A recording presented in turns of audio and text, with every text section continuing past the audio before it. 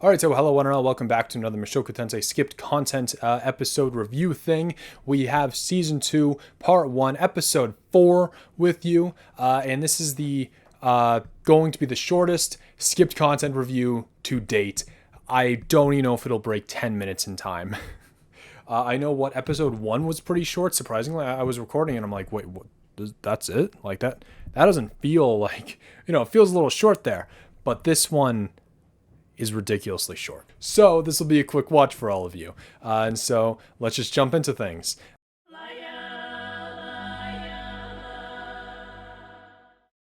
This is the start of a new volume, Volume 8, and so we get a bit of a recap of events so far. It was 5 years since the teleportation incident had occurred in the Fidoa region. The liege lord of Fidoa, Soros Boreas Greyrat, his son, the mayor of the citadel of Roa, Philip Boreas Greyrat, Philip's wife, Hilda Boreas Greyrat, and their daughter, Eris Boreas Greyrat, had all died from the events of the incident. With that, Darius Silva Gainus had cut off funding to the Fidoa region's efforts to track down the missing citizens, which meant that the search and rescue squad had officially been disbanded. The refugee camp had switched focus from searching for survivors to reclaiming their livelihoods. As far as the Asura Kingdom was concerned, the teleportation incident was over, but those who had experienced it firsthand, however, were far from done. Now we are in the year K422. We go through Rudius's daily workout routine, which we find out, I think that push-ups aren't a thing in this world. I don't know. Unless I'm misunderstanding, it sounds like that Rudius invented push-ups. I don't know. Maybe sit-up and squats don't exist either. I don't know. That's such an odd thing to not know. So I might just be wrong with that. Anyway, though, Rudius joins Soldats on the Red Worm quest. However, it's not just them. All the parties that involved were the S-ranked party Stepped Leader, the A-ranked party Rod Knights, the A-ranked party Iron Cluster Corps, the A-ranked party Cave Amond, and the A-ranked party The Drunkard's Nonsense. A few members from Cave Amond got cold feet, so they were left with just 20 members total plus Rudius. And the spells that Rudius had used during the combat were Deep Mist to create a smokescreen, some water wall spell to defend against the worm's fire breath, some stone cannons to wound the worm, Quagmire to stop the worm, and then finished it off with a giant stone cannon. From there, the following scene with Alenalise went very similarly, albeit wording and tonal differences, but we did find out more about the troubadours. Although they do mostly just sing and dance on stage, most of them are adventurers themselves who actually know how to hold their own in a fight. For example, the troubadour that was playing at the moment was a part of the C-ranked party, the Big Boys Orchestra. I love that name. Their fighting ability might not be the greatest, nor their singing, but it's the creativity that shines. But anyway, now Rudius had met Alenalise and knows where Zenith is, in the labyrinth city of Raphan, in the center of the Begrat continent. Rudius couldn't set off and leave right away because of winter, and so we thought that he'd wait for when it's over. Plus, Paul and Roxy are already on their way there, so there's no real need to rush things. Rudius does his usual training, but because he's taking a break from any quest that day, he goes extra hard into it. He does his usual 100 push-ups, sit-ups, and squats, then takes for a long run over the outer walls. From there, he climbs it, makes some small talk with the guards, hops off on the other side. The outer side of the walls doesn't get as much snow upkeep, so he has to melt the snow as he runs around the outer perimeter. He then practices with his sword. As a magician, he doesn't really need to do any of these strength exercises, but he figures that it would be useful for one reason or another, and each of those workouts trains a different part of his body, giving him a very complete and full body workout. After that, Rudius sees the aftermath of Alenalise's and Soldat's fun they had together. However, we get a bit of a physical and personality description of Alenalise.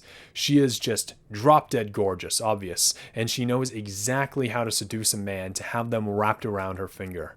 And I'd argue that her charisma rivals even that of Ariel's, to be honest, but anyway, Alenalise does have some boundaries. She won't go for any taken man. In Rudius's words, aside from the small breasts, she was perfect, really. Anyway, a month had passed and Rudius gets the letter from Manoa Magic University. It reads, "To Lord Rudius Greyrat. Greetings, I am Genus, the Vice Principal of Ranoa University of Magic.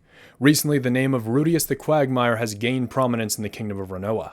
I hear you are a highly skilled adventurer who can cast spells without incantations.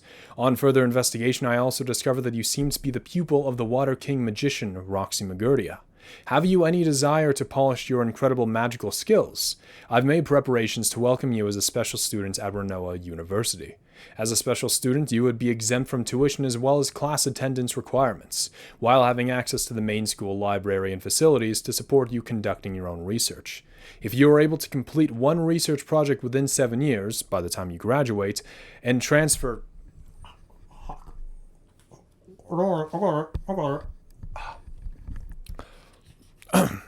the rights to your funding over to the university or the Magician's Guild, you will be enrolled at the Magician's Guild as a C-ranked member. Of course, even if your research bears no significant fruits, you will still be registered as a D-ranked guild member with the rest of the graduates.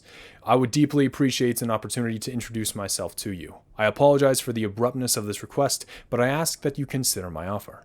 Thank you for your time and consideration, Genus Halphus, Vice Principal of Renoa University of Magic. There we go. So we get a bit of detail regarding the university and how the Magician's Guild works from Conrad, the leader of the A-rank party, Kebemond, who in the anime, I guess, like, they just replaced him with some rando from Soldat's party. They do this a lot. Anyway, Conrad had attended Renoa Magic University but dropped out in his 5th year, so he knows a little bit about the place and how it works. Basically, if you attend the school but drop out, you're accepted as an F-rank member of the Magician's Guild. If you attend any magic school and graduate, you'd be accepted as an E-rank member. However, if you graduate from Renoa Magic University, since it was the heart of the guild itself, you would become a D-ranked member. If you, however, research something within the 7 years of schooling and you give it to the academy, you become a C-ranked member of the Magician's Guild. However, it is unknown how to rank up further than C rank at the moment. At least Rudius doesn't know. You could ask a clerk at the Magician's Guild, but there wasn't really one at the academy. And as for what the Magician Guild does, it's very similar to the Thieves Guild. The Thieves Guild sold items on the black market and traded in slaves, and so the Magician's Guild also specializes in buying and selling.